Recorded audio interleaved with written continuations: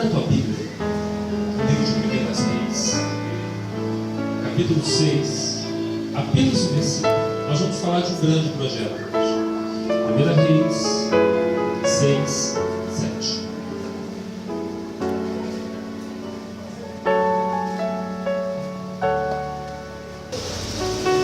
Eu vou ligar aqui rapidinho,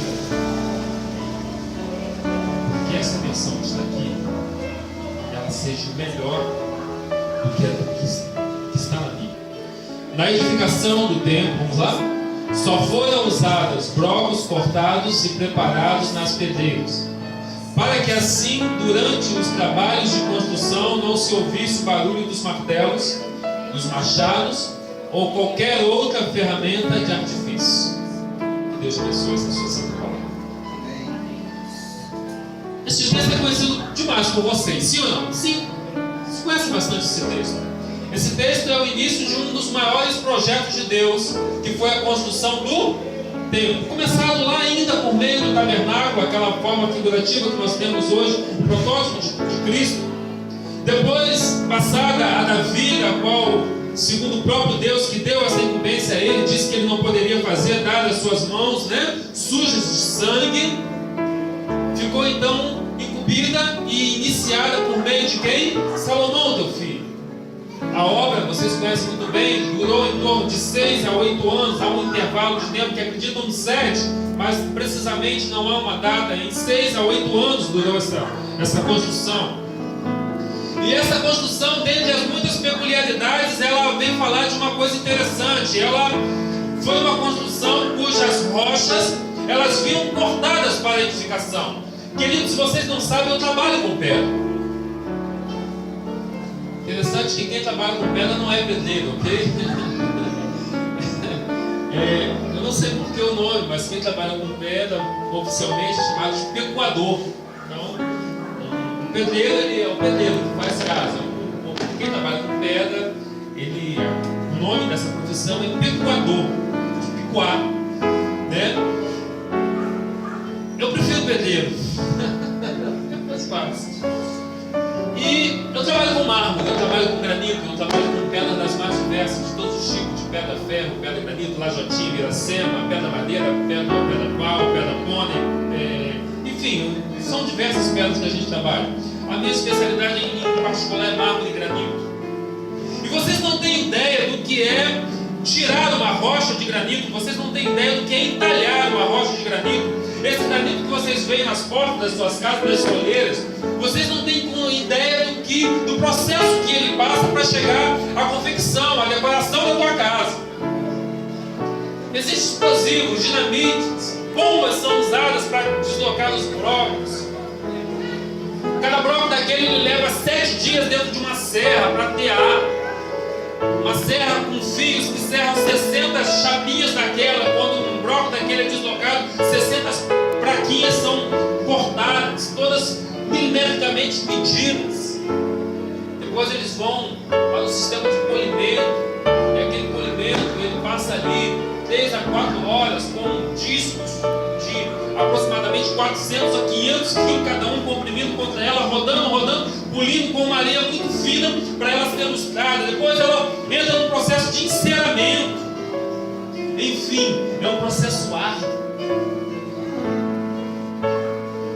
O texto aqui diz que na construção, não sei porquê, a Bíblia não explica, não há nenhum detalhe específico do porquê aquelas pedras serem cortadas na pedreira e trazerem já prontas. Mas uma coisa, o povo estava envolvido num projeto, o povo estava envolvido numa grande obra, o povo estava envolvido num esquema das quais Deus ele tinha instituído. E deixa eu te falar uma coisa: quando Deus ordenar alguma coisa, não questione. Questione. Senhor, vamos picoar a pedra aqui, não? Lá no pedreiro, cara. E olha que não tinha um sistema de comunicação como o de hoje. Olha, medida tal, portanto. Não. O mensageiro tinha que ir, tirar a medida, e depois voltar, conferir novamente. Então a primeira palavra quando Deus te incumbir, quando Deus te inserir num projeto, Apenas obedeça, amém? Apenas obedeça. É interessante que a Bíblia ela vai fazer várias menções a nós em relação à pedra. Já percebeu isso? Já percebeu que uma das comparações, uma das características primárias da base de Cristo é que ele seria o quê? A pedra angular. A pedra angular é uma pedra angular, vem de ângulo, é uma pedra em ângulo. Então não é uma pedra reta. Ok? Quem já viu?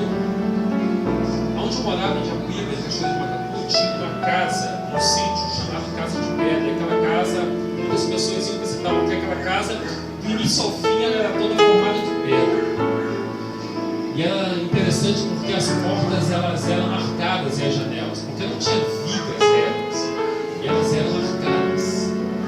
E por serem arcadas, havia uma coisa interessante, que todas as pedras tinham que ser lapidadas de formas a entrarem uma dentro da outra, a dar o grau e o ângulo do arco, a fim de que aquele arco se fechasse. E a última pedra que fecha aquele arco é a chamada pedra angular. Ela é curva. E ela é cortada à medida a caber a pedra no centro. Se ela ficar aqui, o arco cai. Se ela ficar do lado de cá, o arco cai. Ela só cabe no. Aleluia. Sabe o que eu entendo com isso? Quando Cristo disse: eu sou a pedra angular, é a pedra que cai no centro. Se ela não estiver no centro, o resto desmorona. Não tem como quebrar o galho e botar ela no cantinho. Não tem como cortá-la descalçadamente, porque ela também cai. Ela tem que ser bem encaixada e ela tem que estar no centro. E quando nós tentamos tirar aquela pedra que é a figura, a personificação de Cristo do centro, nós corremos um risco de andar na ciclovia construída pelo nosso antigo prefeito lá da cidade do Rio.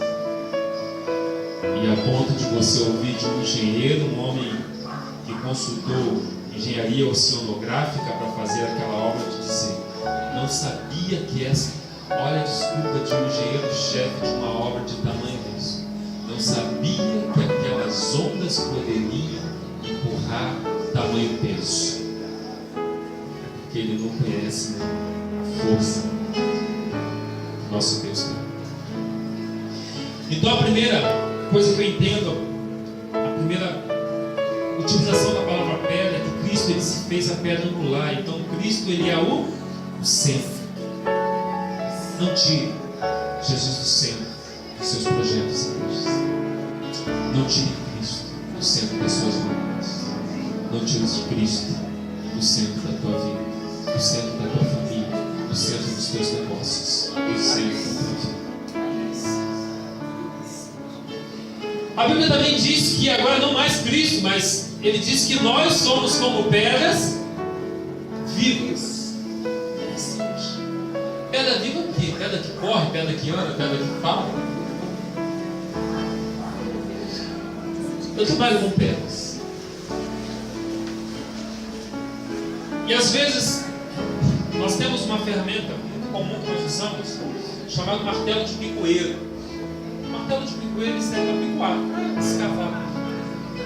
Existe uma pedra que vocês veem muito no muro, ou a lajotinha, ou a pedra madeira, aquela amarelinha que dá uma decoração muito bonita nas fachadas. E aquelas pedras, elas são todas elas formadas e encaixadas à mão. Você picua, ela picua, você picua, até ela dar a forma que você quer. E é muito comum que as ferramentas que nós compramos nas lojas de materiais de construção, durante um mês, menos de um mês, aquele martelo de picoeiro, ele perde a ponta, ele se acaba. E é comum lá na empresa eles fazerem de fecho de mola de caminhão, que é um material, um aço extremamente, aço portem, um aço extremamente forte. Eles forjam, lapidam, montam, mandam para o ferreiro, e o ferreiro faz alguns martelos. Mas mesmo aquele aço, que resiste o peso inteiro de um caminhão carregado, em pouco tempo de algumas marteladas, você percebe que aquele aço vai se gastando e rapidamente aquele martelo que é feito de um produto. Sabe qual é a segunda coisa que eu entendo? Toda lapidação ela tem um preço, ela tem um desgaste. A lapidação às vezes ela, para você ver um muro bonito, então quando você vê um muro bonito a partir de hoje de perto, o pastor Edson falou que isso dá muito trabalho, eu vou valorizar mais. Amém? Mas a segunda coisa que eu entendo sobre a pedra é que a lapidação, toda lapidação, o processo de lapidação, ele cria desgastes, ele cria confronto, ele gera situações, ele gera rompiduras de ambas as partes. Não há exposição sem a perfeição. E o que eram as pedras vivas? Aquelas pedras que ficavam muitas vezes à mostra. Elas eram as pedras vivas. Mas existia uma segunda remessa de pedras vivas, que eram as pedras que Jesus Cristo disse que eram as pedras de esquina, que eram aquelas pedras que também eram pedras vivas, pedras brutas, pedras lapidadas, cortadas de maneira a dar a partida na construção. Porém, essas pedras, muitas vezes, elas ficavam do chão para baixo. Você nunca as verão, mas elas estão lá.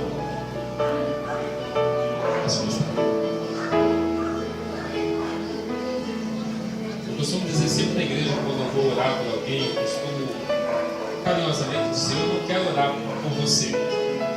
Eu acho muita pretensão. Eu sempre convido alguém e digo: eu quero orar por você. Sabe, querido?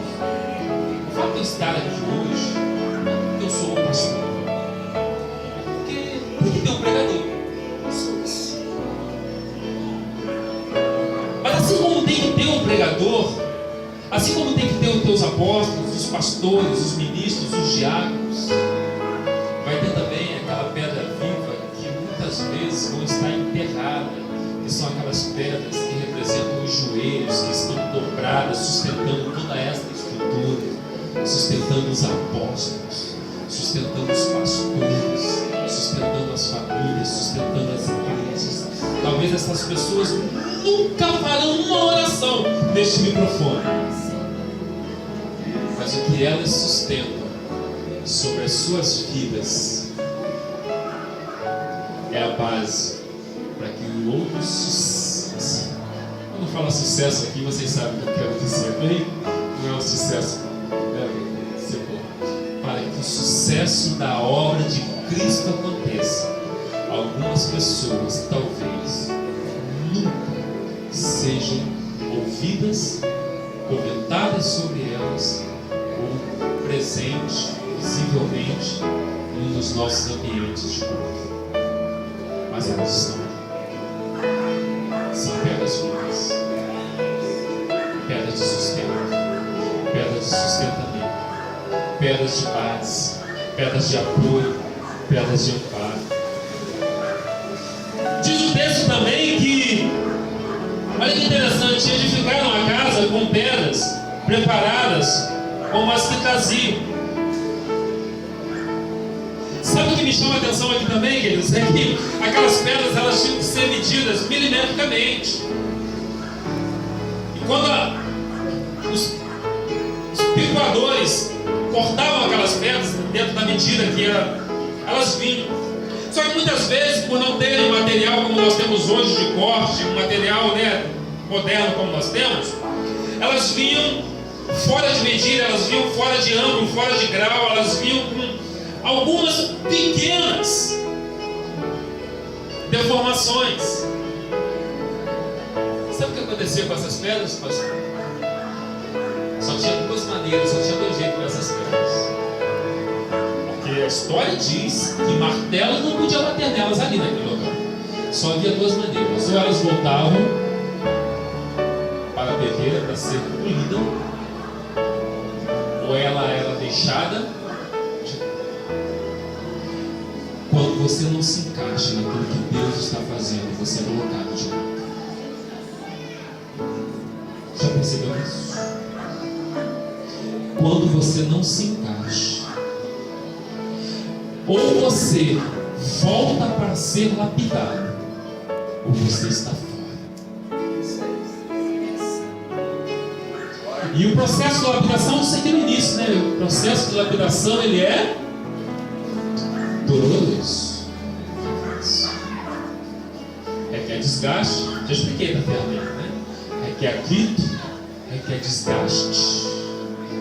Hebreus, falando de coisas espirituais, parafraseando aqui com uma mensagem, Hebreus diz que aqueles que experimentaram do dom da cruz, voltaram atrás, ele usa o termo, é impossível, porque é como se ele fizesse o quê? Crucificasse a Cristo, meu Pai. E a Bíblia diz que ele foi o sacrifício perfeito, não precisa ser crucificado novamente. Então, crucificá-lo novamente, você está anulando a obra. E anular a obra de Cristo é se tornar inútil para a obra que ele realizou, queridos. Ouçam isso. Anular a obra de Cristo é se tornar inútil na obra que ele realizou. Amém? Não anule a obra que Cristo começou na tua vida.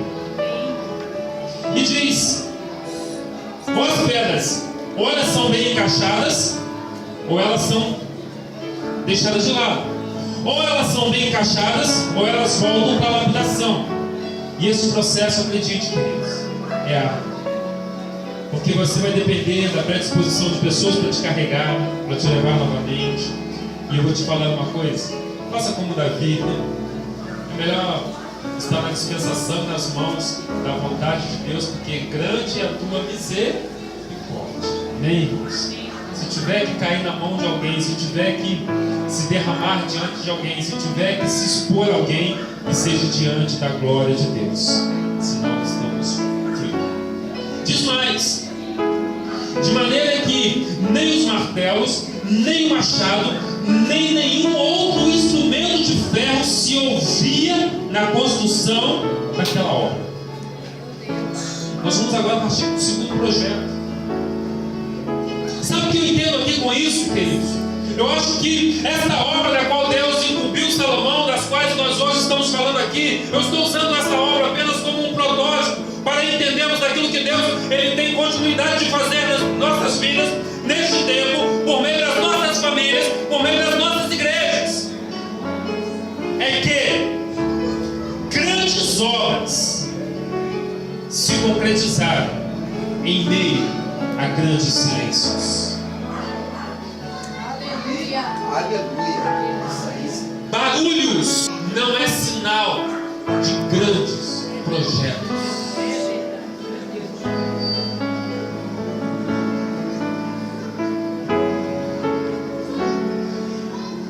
Nós vivemos um período onde as avaliações perderam as reais características.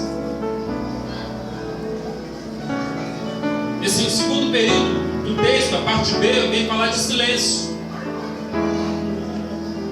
Sabe o que me chama a atenção? Silêncio nos leva ao quê? A meditar. Alguém consegue meditar em meio ao baile funk, em meio aos filhos de escola de samba? E nós aqui ocidentais, nós não somos dados muita meditação, né? Nós queremos muito para ontem. Eu vou falar aqui é sabido de todos, né?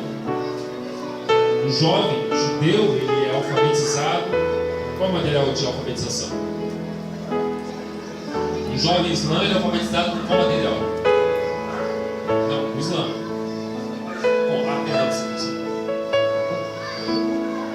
Você encontra meninos e meninas, ainda com idade bem terras, podendo discursar em qualquer local público acerca da tua fé. O Senhor nos ensina: na minha lei meditarão de vez em quando, não é isso?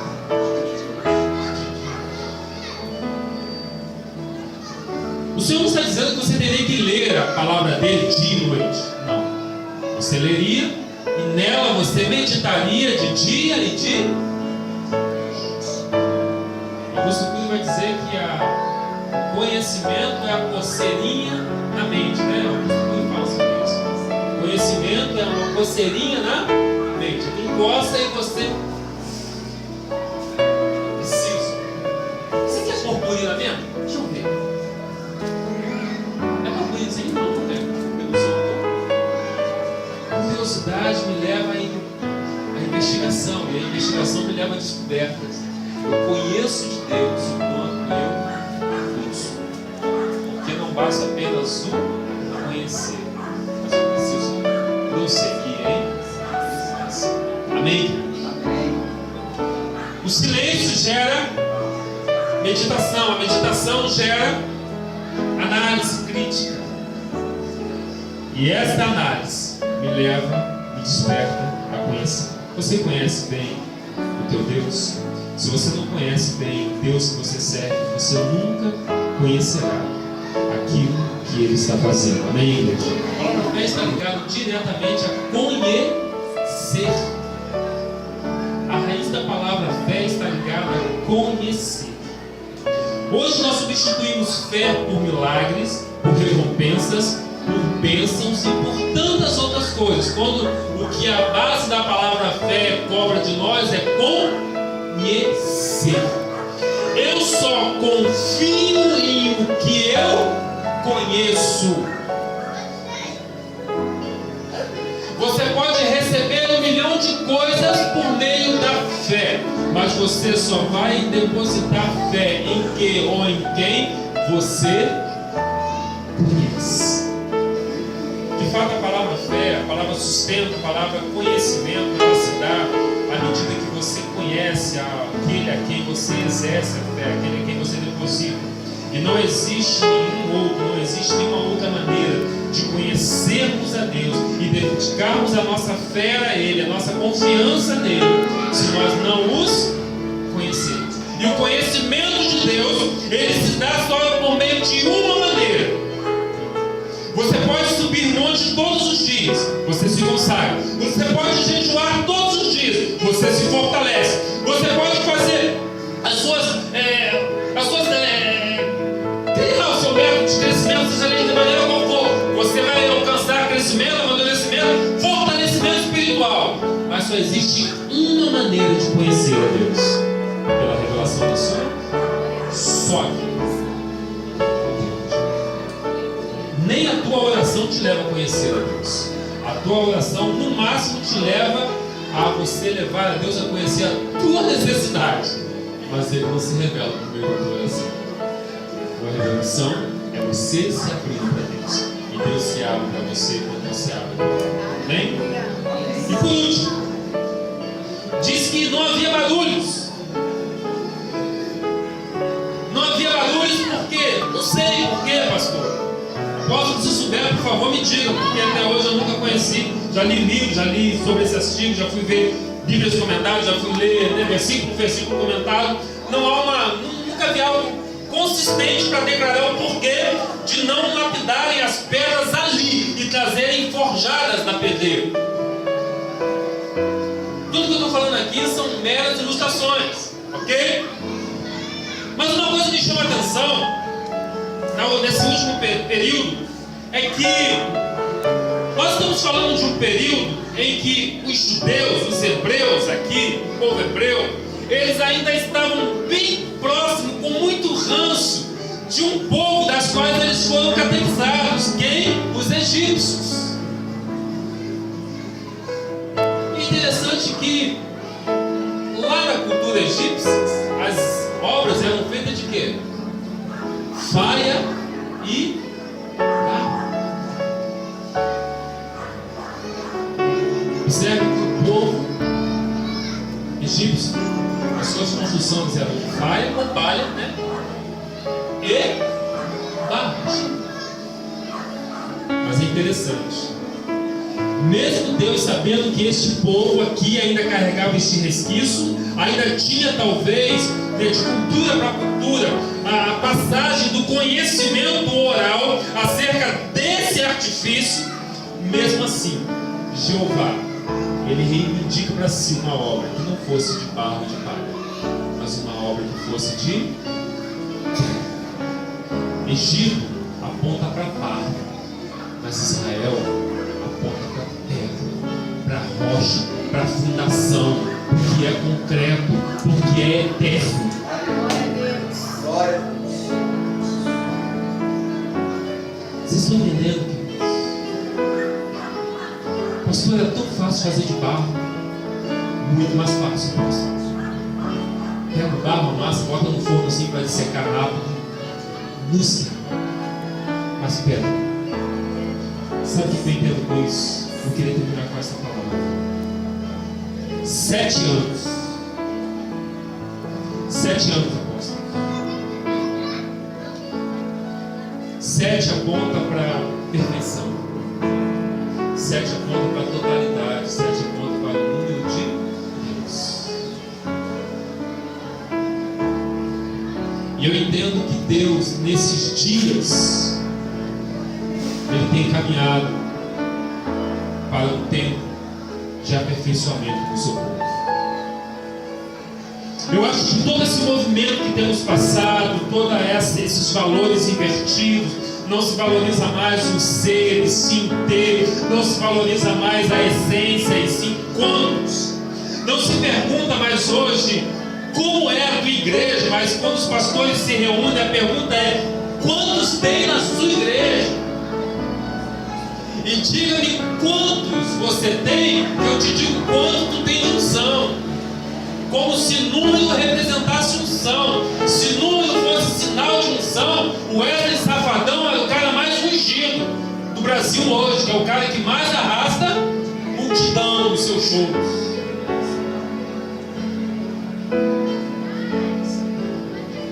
Voltemos aos projetos originais de Deus, que não se limita a quanto, nem tanto, mas se limita em cumprir a sua vontade.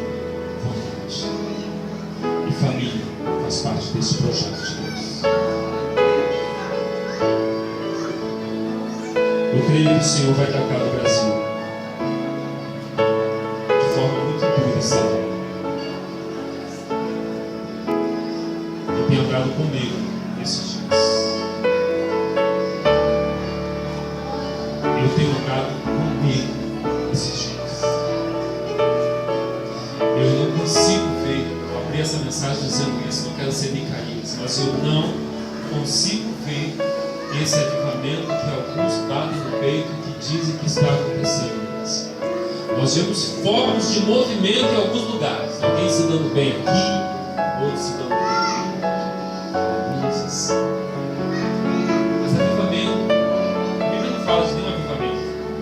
Tirando Atos, que foi aquele momento único de um derramado, não há outro registro assim como Atos.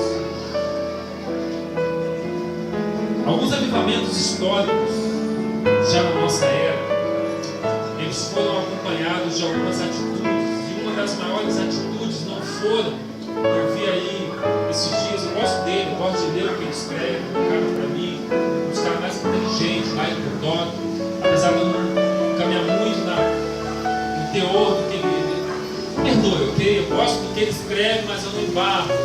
A ideia dele é que você tem, se não chegar lá, você está fora do projeto. Mas eu gosto, eu acho ele muito inteligente, acho ele muito. Mas já visto chegar onde ele chegou, não é para qualquer um. Mas ele, um dos seus livros, eu não me lembro, se eu soubesse, eu lembrar se eu ia falar para vocês agora. Ele vai dizer lá num dos seus livros que a maior evidência de um avivamento mundial na história foi o crescimento e a elevação econômica do povo envolvido no avivamento.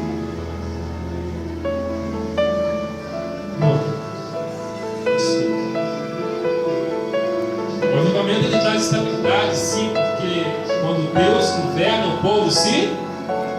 E o avivamento nada mais é do que a manifestação de Deus na administração de um povo. É o povo. Então o avivamento não está ligado à qualidade econômica, a equilíbrio, a crescimento econômico. Mas o avivamento está ligado a quebrantamento de coração de um povo que se rende ao domínio do poderoso. As consequências disso podem ser eles. Mas dizer que o avivamento é a economia melhorada, mentira. A Avivamento é eu poder comprar um carro novo? Mentira. Avivamento é eu poder comer bife com batata frita todos os dias? Mentira. Isso pode ser consequência e fruto do avivamento. Mas o real avivamento, ele se dá por meio de um povo que se arrepende e reconhece a autoridade do Eterno sobre o teu governo, sobre a tua vida, sobre a tua gestão. Deus pode até gerar esse avivamento no Brasil, mas a gente vai ter que estar conosco. E eu tenho dado comigo, porque eu não sei qual vai ser a forma incerta de Deus agir. Aposta. Que Deus abençoe essa palavra. Que Deus abençoe a tua vida. Que nós possamos, aquilo que nós não conseguimos transmitir, que o Senhor concretize, finalize e possa apiar o teu coração. Que Deus te abençoe. Em nome de Jesus. Queridos, no Shabbat, ouvir uma palavra como essa, só compartilhando do pão e bebendo do pão. Oh Deus!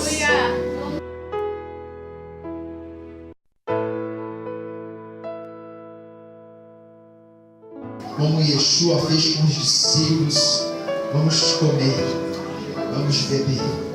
Amém? Antes de você passar, meu irmão, segura aí. Pai, nós consagramos esse pão. Meu Pai, é um alimento tão simples, mas com uma profundidade muito grande, com uma riqueza espiritual muito grande. Meu Pai, assim como nós ouvimos essa palavra com uma riqueza tão grande, Senhor, que adentrou dos nossos ouvidos, penetrou a nossa mente, nosso coração. Meu Pai, vamos comer esse pão também, Senhor, e vamos internalizar a santidade do Senhor. Vamos, ó Deus, em nome de Yeshua, continuar preservando aquilo que foi instituído pelos nossos antepassados, que Yeshua deu prosseguimento e que nós vamos continuar dando prosseguimento até Ele voltar, Senhor. Em nome de Yeshua. Pai, selamos também essa palavra tão poderosa que recebemos aqui, Pai, através do comer e do beber, Senhor. Selamos, ó Deus, meu Pai, selamos como um decreto sobre as nossas vidas, sobre as nossas famílias, em nome de Yeshua HaMashiach. Amém. Pode ser.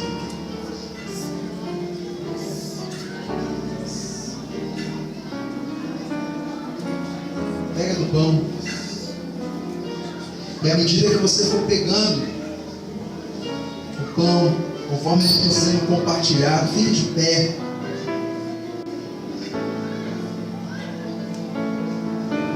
Imagine que Abraão também recebeu o pão de Melquisedeque. Assim como Yeshua compartilha e disse: olha, esse aqui é o meu corpo, é dado por vós. Yeshua como rei deu também o seu corpo. Melquisedeque como rei, como sacerdote do Deus Altíssimo, ele também entregou ali o pão para Abraão. Ele compartilhou, Senhor. Nossa, muito obrigado.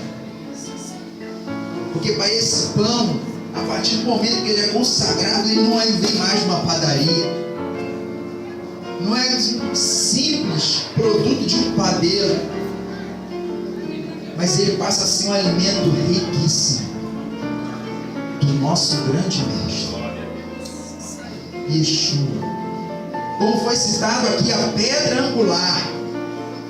Nós te agradecemos. E nessa hora, Pai, nós comemos e declaramos a vida de Deus dentro de nós. Declaramos os decretos dessa noite dentro de nós. A palavra viva dentro de nós. Em nome de Yeshua, pode comer, querido. Eu queria trazer algo aqui, pegando a tremenda revelação que Deus deu para o pastor aqui. Que Yeshua, ele disse: olha, fazei todas as vezes que beberes em memória de mim. Porque todas as vezes que você beber esse cálice, você vai anunciar a minha morte até que eu venha.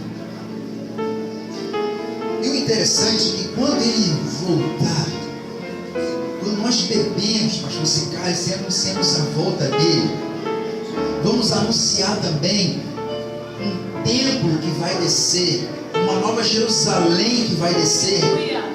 E essa Nova Jerusalém, esse templo também não vai ser construído sem barulho de martelo, sem nenhum barulho de uma ferramenta, é algo sobrenatural.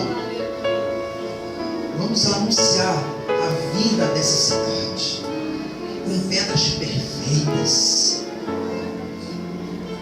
sem nenhum barulho de martelo. A gente não vai nem ouvir como foi essa construção, como que vai ser isso, porque é em outro nível, é no nível pleno, e nós vamos viver esse nível pleno.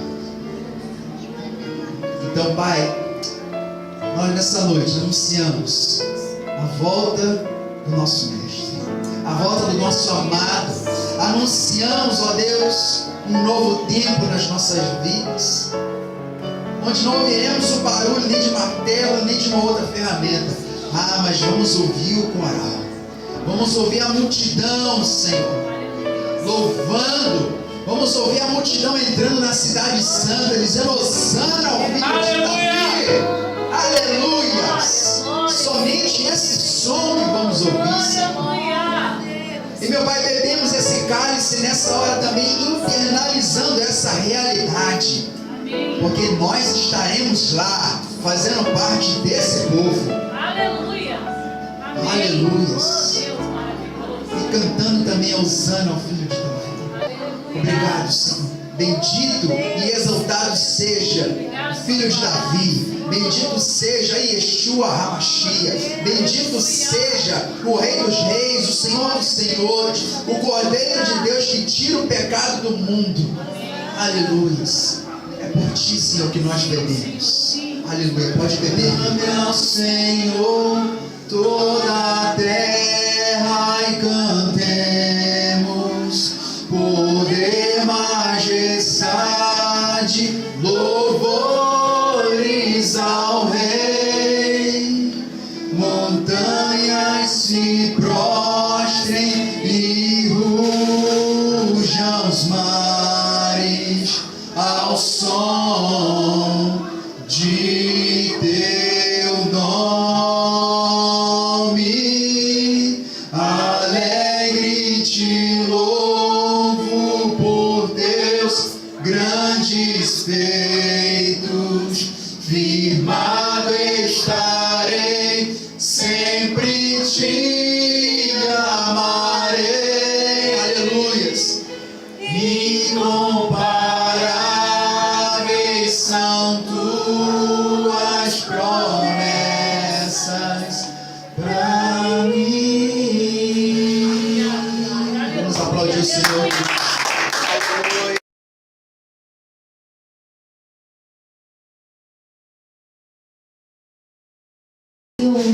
Nós queremos louvar, Senhor. Muito obrigado. Teu nome todos os dias. Louvar ao Senhor, Pai, pela tua palavra bendita, Obrigado. que nos alimenta, que nos sustenta, Obrigado. que nos orienta, Senhor, que nos destina. Porque nós não somos, Pai, destinados pela palavra do homem, mas nós recebemos, Pai, os destinos, Pai, designados na Tua palavra para nós, Senhor. E nós bendizemos o Senhor, Pai, porque assim como nós ouvimos nessa noite, o Senhor tem nos governado. E nós queremos, Pai, ó Deus, submeter todo o nosso eu, para que possamos ser governados pelo Senhor a cada dia. Sim, pela Tua palavra, Senhor, que nos modela, pela Tua palavra, Senhor, que nos dá, Senhor, a direção. Meu Deus, nessa hora, eu quero colocar, Senhor, a vida, Pai, de cada família que pertence, Senhor, a esse ministério, Pai. Oh, Senhor, o Senhor bem sabe, meu Deus, o que o Teu próprio Espírito fez brotar no nosso coração, para que nós tivéssemos, Senhor, nesses dias, clamando ao Senhor. Porque assim como bem disse o Teu servo neste lugar, assim, Senhor, como Ele bem falou, do olhar dele, nós também enxergamos isso. Nós também sabemos, meu Pai, que as famílias vão de mal a pior. Nós também, Senhor, vendo o curso desse mundo e sabendo o que está escrito na Tua palavra, Senhor, nós também sabemos que não virão dias melhores, mas que virão dias piores, porque estamos no tempo do fim. Melhores serão quando o Senhor regressar. Aleluia! Aí sim. E é por isso, Senhor, que nós estamos aqui, Senhor, aos teus pés, clamando pelos nossos irmãos, Pai. Clamando por aqueles que estão de pé e clamando por aqueles, Pai, que estão caídos, Senhor. Porque a tua palavra diz que aquele que está de pé cuide para que não caia. Então nós queremos, Pai, nesse momento, em oração, em unidade, fortalecer, Senhor, as famílias, meu Pai, que têm estado, Senhor, de pé diante da tua presença, te buscando, Senhor, renunciando a cada dia e ali, Senhor, aos teus pés, Pai, vindo adorar na tua casa, Senhor. Enquanto está em casa, também ligado contigo, glorificando, Senhor, dando testemunho, Senhor, onde quer que esteja. Nós te pedimos, Pai, nesse momento, continua fortalecendo esses, nos mantém de pé, Senhor. Nos mantém de pé, Senhor, porque os dias são maus, Pai. Ah, Senhor, a tua palavra diz, Pai, que nos últimos dias, Senhor, como nós temos falado isso nesse lugar, os ouvidos teriam comichão para que não pudessem ouvir a santa palavra do Senhor. Tua palavra diz para nós, Pai, que nos últimos dias muitos se apostatariam da fé, Senhor. Nós temos visto isso, Senhor, com os nossos olhos. E o Senhor sabe quantas vezes nosso coração se entristece, nossa alma, Senhor, chora, geme diante do Senhor. Mas nós sabemos muito mais que o Teu Espírito está gemendo mais que nós, porque Ele geme por cada um de nós com gemidos inexprimíveis, como se Ele estivesse falando: famílias, para onde vocês estão indo? Aquilo que nós ouvimos aqui, Senhor, oh Deus, a nossa indignação de ver, meu Pai, famílias se reunindo em torno, Senhor, da depravação. É mãe que não respeita filho, é filho que não respeita a mãe, Senhor. Mas a tua palavra diz, Pai, que o Senhor converteria o coração dos pais aos filhos e dos filhos aos pais. Então, Senhor, diante de tudo isso, nós escolhemos crer na tua palavra. Pai, salva, Senhor, aqueles, meu Pai, que o Senhor sabe, meu Deus, que serão salvos. Meu Deus, nós clamamos ao Senhor nessa hora e pedimos ao Senhor, meu Pai, por aqueles, meu Deus, que nós já temos visto, Senhor, porque a tua palavra diz que pelos frutos nós conhecemos. E nós temos visto, meu Pai, se degradando a cada dia. Nós temos visto famílias, Senhor, se desviando do teu santo caminho, da sã consciência da palavra de Deus, longe do Senhor, longe da tua casa, longe da comunhão, meu Deus. E debaixo de um decreto mentiroso de Satanás nas suas mentes, dizendo: eu estou bem, meu Pai. Meu Deus, nós sabemos que não está bem, porque o Senhor não é mentiroso, porque a tua palavra não é mentirosa. O Senhor diz que é na unidade que o Senhor vai ordenar a bênção. E aquele que está desgarrado não está abençoado. Senhor, nós clamamos nesse momento por cada família, Senhor, especificamente dessa casa, que não tem estado firme nos seus caminhos. Nós temos, Pai, colocado esse propósito diante do Senhor, porque sabemos que tudo o Senhor pode. Tudo o Senhor pode. Assim, Senhor, como nós ouvimos nessa noite, meu Deus, Senhor, obrigado por esta palavra, porque essa palavra, Senhor, ela não vai ficar somente aqui, mas ela vai ser propagada, Senhor. E nós te louvamos por ela, porque o quanto nós temos falado, Senhor, sobre isso. Como nós ouvimos nessa noite, Pai, nós vemos ali, Senhor, nossa vida como pedra. E se não se deixar ser lapidado, vai ficar de fora. Porque a obra do Senhor vai prosseguir.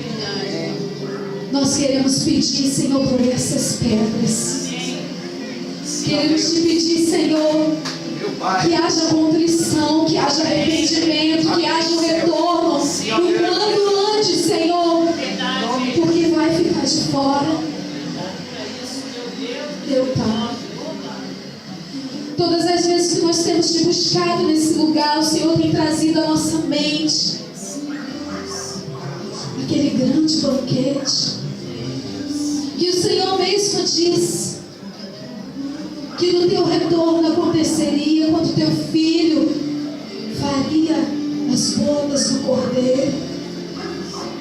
Hoje nós bebemos aqui, Senhor, do fruto da vide, mas o teu filho falou naquele dia, na noite que foi traído, que era o último dia que ele bebia do fruto da vide, que ele não beberia mais, só quando ele retornasse. E nós queremos, meu Pai, não somente nós fazermos parte desse banquete, mas nós queremos, Pai, que muitos e muitos e muitos irmãos nossos estejam também nesse banquete. Nós não queremos, Pai, que eles ouçam do Senhor: apartai-vos de mim, eu não vos conheço. Nós não queremos, Senhor, que ele seja mais um dizendo: mas em teu nome eu preguei, eu expulsei demônios, eu falei em línguas, eu profetizei, eu curei. E o Senhor retornando a dizer: apartai-vos de mim, eu nunca vos conheci. Porque não se deixaram ser lapidados para se encaixar na tua obra. E como vão fazer parte, meu Deus, como farão parte da nova Jerusalém? Ah, Senhor, porque o Senhor mesmo disse que ia preparar lugar, que havia muitas moradas na casa do Pai. Há uma grande obra silenciosa, aleluia, acontecendo, meu Deus, aleluia. Esse é o silêncio que o Senhor revela agora, é a grande obra silenciosa que está acontecendo. Na casa do meu Pai há muitas moradas, eu vou preparar lugar. Talvez você não esteja ouvindo o barulho, você não esteja vendo, mas há um lugar sendo preparado para nós. Mas se eu não quero me encaixar, como que eu vou ter essa morada? Como que eu vou receber essa morada? Meu Deus, nós clamamos nessa hora, Paizinho, debaixo da revelação, Senhor, da tua palavra, meu Pai. Nós clamamos nessa hora, Senhor, oh Deus, pelo teu poder, que diz a tua palavra que se aperfeiçoa na hora da fraqueza. Talvez alguns, Senhor, estejam fracos, mas nós clamamos nesse momento, Senhor, vem com o teu poder nessa hora e levanta o que está caído, Senhor. Levanta o abatido, o oprimido, Senhor. Oh Deus, nós clamamos nesse momento para que haja cura, Senhor, das famílias, meu Pai, para que haja libertação, Senhor. Oh Deus, para que eles entendam, assim como nós ouvimos nessa noite, que não é na facilidade do barro, mas que é na dificuldade das pedras. Aleluia! Oh Senhor, Glórias a ti. meu Deus, transforma, Senhor, faz uma mudança de mente.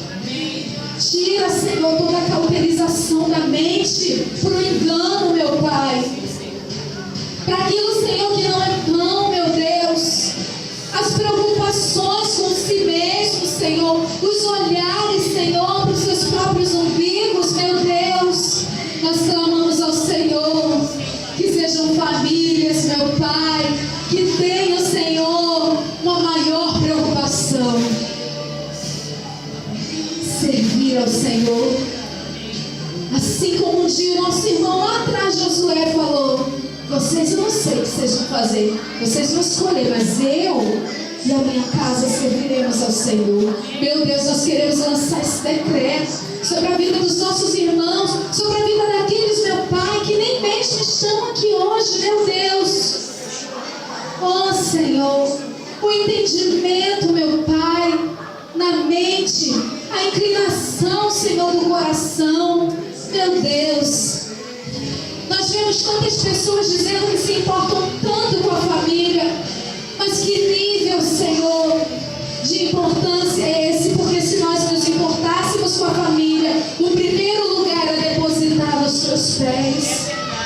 Nós estamos aqui hoje depositando a nossa casa diante do Senhor. Meu Deus, obrigado pela vida do meu filho. Obrigado, Senhor, pela vida do meu esposo.